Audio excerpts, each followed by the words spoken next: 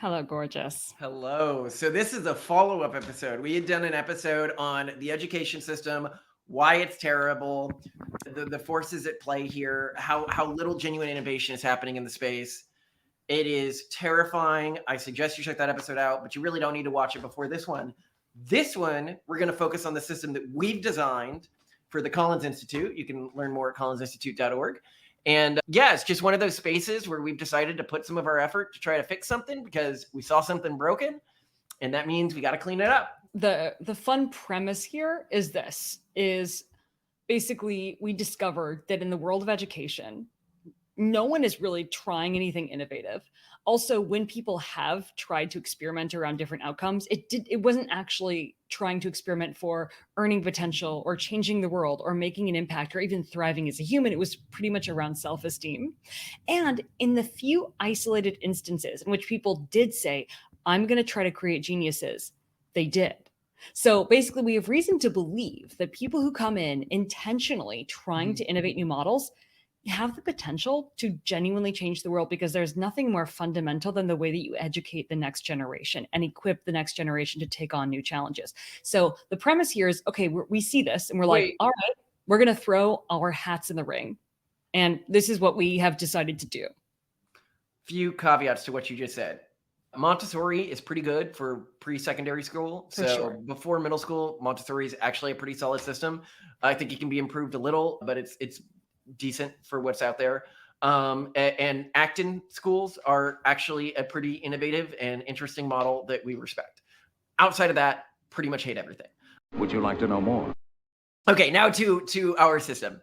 So what we've done is we have taken the entire educational system, secondary school, so middle school and high school, as well as we're eventually moving to colleges. We've talked with this new college that might actually implement our system as the primary way that learning happens at that college. So hopefully we can go from middle school to the end of college.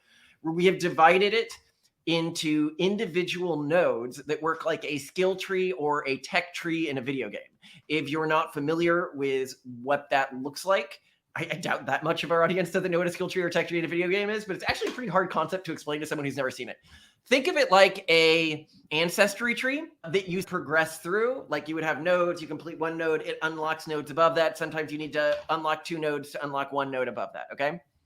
And whenever a student clicks on one of these nodes, they get a place where they can book a time to take a test on that subject to complete the node.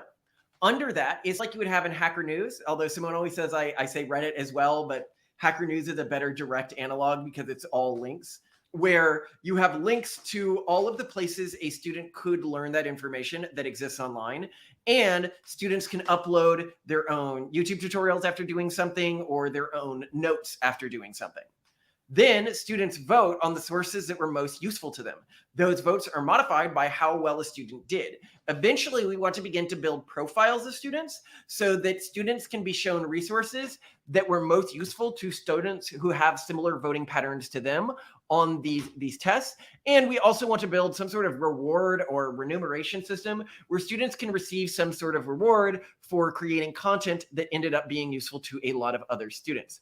Now, a quick side note on this, one of the things that we really believe in with our educational system is to not have a single metric of measurement. And by that, what I mean is the existing education system, 80% of students are not in the top 20%. And that's a problem when nobody wants to hire somebody who's not in the top 20%, or no one wants to accept someone who's not in the top 20%. So when you are measuring students on how far they've gotten in the tree, how good their grades are, how many students liked the content that they were creating and were using that, these are metrics that can have different students succeed within them, which means that no longer are you dealing with a student where 80% of students are not in the top 20%. Okay, yes. So now back to the tech tree. One of the major problems in the educational space is what we call the extrinsic-intrinsic reward problem. This is a phenomenon where if you pay someone to do something that they love, they start liking it less and less and less. This is why when people take a job doing one of their hobbies, they will sometimes grow to really resent that hobby. And the school system is rife with this problem because that is what grades are. They're an extrinsic reward. And so when a student has a genuine passion for something, that passion can be dulled by continually applying this extrinsic reward. This is why kids who go through unschooling This is a schooling system where, different from homeschooling, it just lets kids do whatever they want all day. These kids often end up doing just astoundingly at the things that they love, but then unfortunately really bad at the things that they're disinterested in. And this is the core problem of the unschooling movement. And it was a big inspiration for us when we were designing our school system. We said, can we design a school system that, instead of trying to fix the problems with public school, instead uses students in a control scenario, students who are just doing whatever they want all day, and see where those students end up struggling, and fix those areas, and only those areas, while allowing students to do basically whatever they want. So they often end up with crippling test anxiety. So that is why we incorporate tests throughout our entire system, because the truth is that the real world will test you. It will put you in testing situations. If you never go through any of those, that's a problem, because that's functionally in the real world. I mean, we're optimizing our system around outcomes, so that makes sense. Second is the intrinsic reward problem. So what you need is a system that can organically detect when a student doesn't have intrinsic motivation within a subject, and then imply that extrinsic motivation in and only in those scenarios, and proportional to their lack of intrinsic motivation in that space. Now, in project-based systems, which is what a lot of people move to but are unsustainable, you have teachers that watch the students and push them where they need to be pushed. But you can't do that at scale. So it's not really useful for a scalable system unless you're doing it with AI, which we do implement in our system and might be a counter system to ours that we can talk about. So what we do is, the further behind a student is in a part of the tech tree, the higher a multiple is applied to the credits they get for the score they get for completing a test in that subject. And they need to get a certain number of credits per semester to stay within our school system. And this is the thing where people are like, oh, that's really harsh. What, you kick kids out just for not getting a certain number of credits, even though this is like a public system that's meant for everyone? In the adult world, I mean, theoretically, this is the way it's supposed to work. When someone can't handle their shit, what do we do with these people? We send them to prison. That's what we do. It's not the way prison actually ends up working. Prison system also has a lot of flaws. I'd love to work on that someday when I get time. And Simone has some really interesting theories around that. I want to do, yeah. Our charter cities one of you, if we ever get around to publishing that. We recorded it a while ago, but anyway, what the dynamic that we hope can eventually evolve out of this is that our school system becomes available to any students who want it, but the students who lack the ability to find a way to motivate themselves, they end up having to go to the existing public school system, because that's basically prison for kids, and that's what it already is. It's using the same contractors, it's the same system. It's terrible. It's terrible. Anyway, so that's the way that aspect of the system works. Now, what do we do when a student gets really far ahead in a subject, 3-4 years ahead of where they are? Well, if somebody really loves playing with Legos, the best reward is more Legos. By that, what I mean, it's the best, reward for somebody who's intrinsically motivated for something is more of that thing at a more advanced level. But we take it beyond that. And this is my personally favorite part about this system, is that rather than orient people around just pure academic achievement or outperforming students in the mainstream industrial schooling world, we're really oriented around, instead of outcome being get into good college or get scholarship or get good grades or just graduate from high school, our desired outcome is self-sufficiency upon graduation. So this could mean that you can enter academia basically already with a grant-based, like postdoc kind of situation, or with a scholarship, or you graduate with enough income from work, consulting, or business you create, or even a nonprofit, to support yourself fully as an independent, living on your own, paying rent adult. And that means that one of the rewards that we give to people when they start excelling in some domain is basically actual real world work in that domain. And it doesn't matter how old you are to start doing this. I mean, Benjamin Franklin had a full-time job and was contributing under a pen name to a newspaper in the early colonies when he was 12 years old. So this is about competence, not age. And we really hate how students are infantilized these days.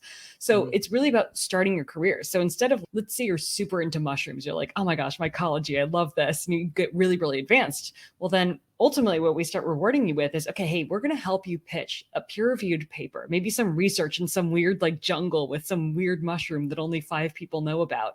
We're going to have you pitch this to them, pitch a peer-reviewed research paper, and hey, maybe they'll say yes. Maybe you can fly to this strange country and research this mushroom and end up as a major player in this field. And that has me so excited because, one, I really think that people at much younger ages can and should be major movers and shakers in different industries. Mhm. But this also reveals one other part of the school that I think is really important, in that we do think that you can reliably cultivate genius and world leaders, but you can't choose what someone's passion is going to be. Like, a parent can't be like, I'm going to give birth to the best violin player in the world, or I'm going I to mean, give birth.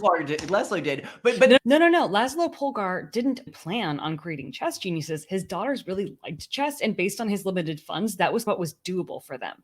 And that's how it works when it comes to cultivating genius. Genius is a combination of disposition of each individual student or family, and also what connections and resources can be possible for that family. You can't choose that. So parents can't call a shot and say, oh, I'm definitely going to have the world's best golf player. I'm definitely going to have a brilliant doctor. You have to look at what can be possible and bring out the passions in a child and then make it possible for them, make the connections. And that's what this system is about. That has me really excited. And I think that this comes to one of our things, which is admitting that genes play a role in humans, and humans do have some pre-coded predilections. Mhm. And you can't make an apple tree create pears. Your goal is to give it the most fertile environment possible to be what it's going to be. That is our philosophy on education. Yeah. But for this aspect of the system, this reward and intrinsic motivation to play with Legos with more Legos, we call it our democratized nepotism system. It's something that we haven't talked. We'll talk about secret society someday on this platform. But Simone used to be the managing director of Dialogue, which was this secret society that was originally funded by Peter Thiel and Arne Hoffman. And then Schmidt Futures hired us to build out their secret society thing that they were building. And then we did matchmaking for one that the EA community did called Future Forum. And so we've been able to interact with a large number of people who are very classically successful by society's terms, and able to interview them and look to find out what is a commonality among them. Mhm. And nepotism is something that you see throughout this, but not nepotism in the way that people think. Mhm. It is not that they had people they did have people advocating for them, yes, Yes. but it's not necessarily that these people were family connections or something like that. It's that they made the effort early in their career to reach out to people who were high-level people in something they had a passion for and engage directly in those fields. Mhm. And so we are trying to build systems where, one, using our Rolodexes, we built this amazing mentor network. And then through that mentor network, we can connect students directly with these really high profile individuals to work with them. But even when students can't, we don't have somebody for a student, and to make this system genuinely scalable, one of the things we teach students is, how do you do cold outreach? How do you get people who are already in a field who you respect to engage with you and to include you in their projects in a way that can get your name out there? Because when we're not optimizing around the students' graduation, just generic score, but optimizing around their ability to compete in this real world environment, the thing that matters most. This is why our school will have an in-house, we've already worked on this, an in-house PR firm. We've actually already built a partnership with the 1517 Fund, which is a fund that specializes, a VC fund that specializes in companies started by high schoolers. So we can have our students, when they have ideas, they know how to raise capital. That's one of the things we're going to teach them. How all of these systems work that are often obscured by the existing educational system that is essentially geared around creating slaves. It's around creating slaves for the bureaucracy. And so we can get into how all of that works. So now we want to talk about how we handle socialization. So one of the things that people often ask was this, is they're like, okay, so the first iteration of this is going to be predominantly online. Everyone knows homeschoolers have socialization problems. How are you going to handle that? And hold on. And then that's the bad toupee problem you're talking about right there, meaning that you only notice the bad toupees. So there's a perception that bad toupees create, look bad. And there's actually been a lot of research on this. You can look at the research on this. And while, like all research, it's all over the place, the majority seems to lean towards homeschoolers are actually slightly better socially adjusted than non-homeschoolers. Yep. And it should be obvious why this is the case. Our kids who have learned their social skills by modeling adults going to have better social skills than kids who have learned in this weird Lord of the Flies setup we call public school. What you probably are learning a bit more in public school is resiliency, and social resiliency and resiliency to bullying. And okay, that's all good, but can we maybe do something do we find something better than that? But outside of that, I actually think that the existing school system is terrible at teaching social skills. Well, and actually, I think most of the research says, as parents, at least with really, really young children, like toddlers, when they're thinking, do I keep my kids home with me or with a nanny if I need one, or do I send my kids to daycare? Sort of the trade-off is, okay, if you send them to daycare, their language will develop more quickly, but they're also going to pick up a ton of bad habits. So I think it's also understood already in some peer-reviewed research that school is a source of bad habits more than it is a source of maturity and ability to socialize. Plus, of course, the problem is school socialization teaches you to what? Befriend those who are stuck in a room with you. To befriend your inmates, essentially. And so this is how you end up with people who only know how to make friends with their classmates, with their workmates, with the people who they like live with in a dorm. So in the future, they're limited to what we would call, what was called Convenience friends. Convenience friends. We call them convenience friends. In Parks and Rec, they're called workplace proximity associates. But the point being here is I've heard this before from people I know. Yeah. Is they moved to the new city for the first time and they realize no one ever once taught them how to go out and make random friends. Yeah. And that's bad. That's really bad. And so the actual useful skills for going out and meeting totally new people that young kids are learning, they're not learning them in school right now. They're learning them in these online environments that they're often being scolded for interacting with. So we do have a course of the skill tree that is dedicated to this, but it is really focused on making your own friends, going out there, joining a sports team, like a local sports team, running in local elections, building local groups. And your grades are based on how you actually perform at that, how you do in the election, how you do with how many people do you get to regularly go to these meetings that you put together? But here's the big thing too, and it's such a notable thing that in school, no one gives you credit for building a social network, building a network, when those things, like when it comes to getting promotions, when it comes to finding a spouse, when it comes to having good mental health, like those things, like being able to socialize, to build a friend network, to get people together.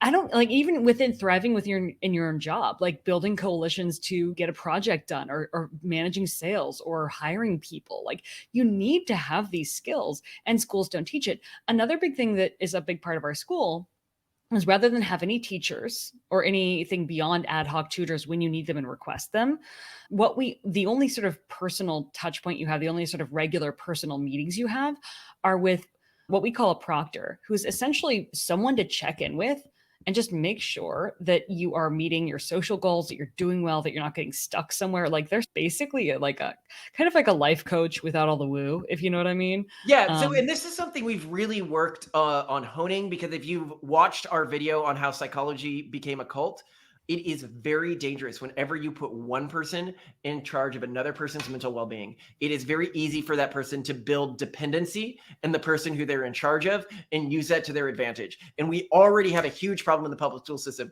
I mean, if you're watching like Democratic elite controlled media, you don't know that like rape and molestation is a big problem in the public school system, but it's enormous. It's enormous. It's actually, there was this study done. Some people have debated whether this is accurate, but it was done during a Democratic administration. It was done during the Clinton administration. That showed that the rates of molestation in the public school system are higher than they were at the height of the Catholic Church scandal. But the unions have a reason to cover this up, so they're going to cover it up, and it doesn't fit the generic narrative, so cover it up. Yeah. But anyway, so it's a big problem. So we really don't want to put people in a position where they can victimize students. And we want to, and we spent a lot of time doing this. Actually, our system is a modified version of cognitive behavioral therapy that is less easy to screw up, less easy to mess up. So we want to have a lot of safeguards on this system. We want to have it on rails, so even a fairly stupid person can perform it without messing someone up. Actually took a lot of inspiration, speaking of Catholics, from the Catholic confession system, which I think is a much superior system than modern psychology, in that it's really hard for even a dumb person to screw up. It's got this anonymity, which let's say unskilled team member. Unskilled person to screw up. You've got this layer of anonymity, which makes it a bit harder to get this person to build dependency specifically on them. And instead of telling you like, oh, there's this trauma in your past that you got to work on or something like that, they're like, yeah, what you did is wrong. Here's how you can feel better about it. Don't do it again. It was genuinely wrong. And then you go out, you do the thing to feel better about it, and you go, okay, I feel better about it now. I did the thing. Obviously, our system is more complicated than that. But what I'm saying is it's not impossible to create a system like this that isn't based around a system that can be easily abused or messed up in a way that is dangerous to students. So we've worked a lot on that system, very excited about that. And that but the reason why it's important, and I think we just want to emphasize this, is that right now in public school, we are seeing a mental health crisis. We are seeing all of these really huge issues with teens and I mean, especially teens not being able to thrive in terms of anxiety, in terms of depression. I think the bigger problem here, and this is something that we want to emphasize, is that the current industrial school system is oriented around this really limited and increasingly obsolete outcome. We want your grades to be good. We want you to go to a college. We want you to go through this system. And that's not what predicts success anymore. That's not going to predict good mental health. That's not going to predict that you thrive, that you are mentally well, or that you are physically well, or that you're getting a job. So it's bizarre that we're throwing our kids into this shredder of their best years in many cases, when they could honestly be building their careers right away. They could be living great lives. Yeah, so we built this as a certification system. And the reason we built it as a certification system is our rollout has a few plans. We want to start with the children of the elite. I'm sorry, like that's, people are like, why are you starting with like elite gifted kids or whatever? And it's because that will make the system easier to get state approval for. If we start in really low income communities and then we try to move to middle class communities, people are going to be like, yeah, I don't want that system. That's the one that like the super ghetto system. I don't want that. Yeah, but if we're like, oh, we're bringing like the one that previously only the elites could get, and now like a Gmail rollout is basically what we're aiming for. But our goal is I want this to be in every state and free, and we're trying to build it so that it can eventually be free.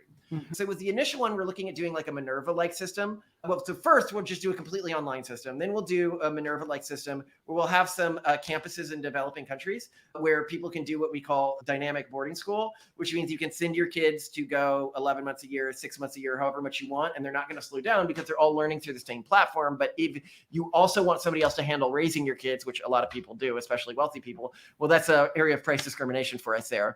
And then for the general rollout, one of the problems you have, so you look at a place like Texas, the truth is, why doesn't Texas have a good voucher or charter system? It's because the public education system has become a jobs program, especially in rural communities. And the rural voting bloc is very important to the Republican Party, which is typically the party that's trying to innovate within the educational space. So you don't have a good voucher system in Texas. And so how can we keep the money in the community instead of having it go out to these large private equity companies that don't care? Because that's often what happens when you get these charter schools coming in. And the answer we came to was, well, what if we can utilize counter-cyclical community assets? By that, we mean community assets that aren't being used at the time when students are in school. And with the understanding, the schools are often food programs for kids. They're often daycare for kids. They're often a place where kids can be watched. So can we certify the people at your local public library or your local museum or your local religious center to be able to take care of kids during the day and use those spaces during the day, which will further distribute the money throughout the community than just going to the local public school. So because we operate so inexpensively, we can take a cut of that, and then the rest can go back to these community institutions, community centers, whatever, hopefully make them better places for the entire community. Yeah, and support local jobs. And I think it's really insensitive for anyone to be like, oh, I have this great academic solution, and then to forget about the food services, about the safe place for students to be, about the fact that parents can't necessarily be at home watching their kids all day. So we acknowledge that and we plan for it. And then the final part of the system we haven't talked about, which really comes to our larger thing, which is one of the things we hate about the school system is the way that it imposes its morality on people and the way that it has become a center for ideological indoctrination. That terrifies, I think, a lot of parents. And it's a big problem with, if you're even just talking about this as a business opportunity, people are like, why are the pronatalists also working on school systems? And it's, look, there is, yes, school systems are becoming increasingly irrelevant. Boarding schools all over are going bankrupt. All sorts of private schools are going bankrupt, but these are often super, super lefty institutions. School systems for people who don't want their kids brainwashed into this urban monoculture, that's actually an exploding market right now because the people who are having kids are often from these more conservative cultures that don't want their kids homogenized into this monoculture, right? So how can we create a school system that never imposes our ideology onto students and that is modularizable, so families can ensure that it stays within their value system. And the way that we have done this is our school system has two types of tests. One, which is a multiple choice test, which are constantly generated by AI, then filtered by a human, and then they go into the school. So less bias there, and we use AI with prompts that decrease its progressive bias, because right now AI has created a lot of progressive bias. Then we measure those questions against authentic assessments, which are the mastery courses within our educational paradigm. And by that, what I mean is occasionally students need to do something to show I understand all of the concepts being taught here to a high level. So what is an authentic assessment? This is something in educational pedagogy, which means something that tests a student's ability to compete in a real world environment. For example, in English, you could test them through how many 5-star reviews that they got on a fan fiction they wrote and posted online, or how many upvotes their scary story that they posted on Reddit got, which is fantastic because you're testing their real world writing ability. And one of my favorite things is we mentioned this, and there was this teacher who we were talking to, and she goes, "Oh, well, I'm sorry, I am a author, the failed author, obviously, and English teacher. And let me tell you what, didn't you know that 50 Shades of Grey used to be a fan fiction, and it is terribly written. And if she was in my class, I would have given her a C." And I go, is there anything more indicative of the problems with the current education system than this failed author masturbating to herself about this idea of punishing one of the most successful books in the last century, in all of human history, actually, because it doesn't fit what she considers good writing, which obviously isn't performing well in a real world environment. And this is the problem here. Because we haven't been forced to measure people and how they perform in real world environments, we have unfortunately conflated a few different things in some measurements. So what we're really measuring in English scores is a student's ability to show class status through how they write, and a student's ability to write for a reader. As soon as you disintermediate these into two tests, like to test how a student writes to show class status, you could have other students rank students' writing samples by the class status they think the student has based on that writing sample, and then use that to grade the students. So then what you do is you take the way students perform in these, and then you test the individual multiple choice tests that were created, the individual questions. I can see within every individual question, how much they correlated with the student's ability to compete in a real world environment, and measure our own questions, and then constantly create new questions. So I have a system that's constantly self-healing and improving. But here's where it gets really interesting. So we've got a partnership with Metaculus, which is a major prediction market player, where people go and they make predictions about future events, and you can win tokens and stuff like that. Really cool. Suggest you check it out. But anyway, we have a partnership with them to do student-based questions around more political outcomes. Because remember, if you had written a political theory paper leading up to the Trump-Hillary election that said Trump has a chance of winning, and we saw this with like pundits who said Trump has a chance of winning, they would get told that basically they were crazy people, they were idiots, what they were doing was malpractice, because the industry itself was wrong. The industry had become so ideologically indoctrinated, they weren't able to see truth anymore. We saw this with the Ukraine war as well. With the Ukraine war, everyone's saying, oh, Russia's going to steamroll Ukraine, and then that doesn't end up happening, right? Dogma in the field had hidden people who might actually have a better understanding of the field than the status quo. So by having students compete in these Metaculus-like environments for their authentic assessments, we can see which students actually understand political ecosystems better, actually understand economic systems better, and then correlate how those students do within those tests to how they answered individual multiple choice questions, to understand which of those questions are actually testing a student's real world ability instead of their ability to parrot back ideological indoctrination. Mm-hmm. And here is where this gets really interesting with some of the more controversial stuff. So you talk about something like evolution, right?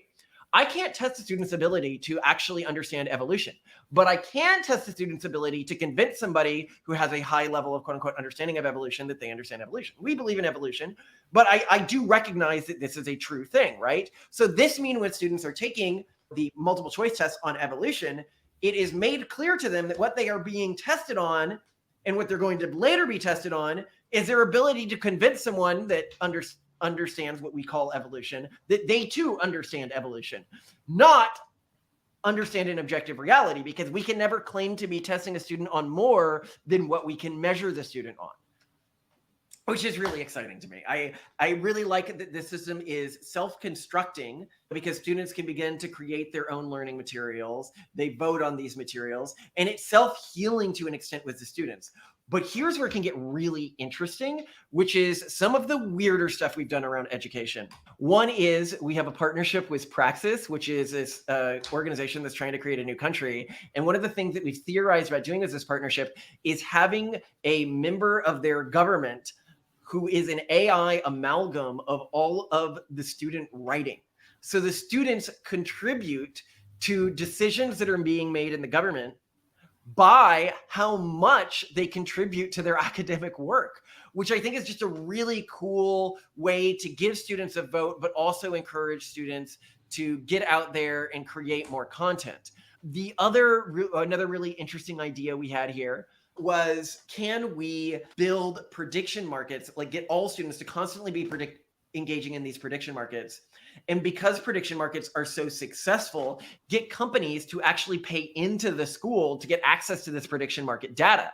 So a company could, because this has been shown in companies, prediction markets are actually fairly good at like determining outcomes within companies. So like if a biotech company is going to do some big experiment, right? Or try to produce some drug, prediction markets can determine with a high degree of accuracy whether or not that test will be worth the money they put into it. They can then basically pay for access to, once we're running in all the US states, to access to the cumulative brain power of all of our best biology students, for example. And then this can be a source of funding, which then can go to things like scholarships and stuff like that. So the school itself is acting as this source of cumulative brain power, which I love.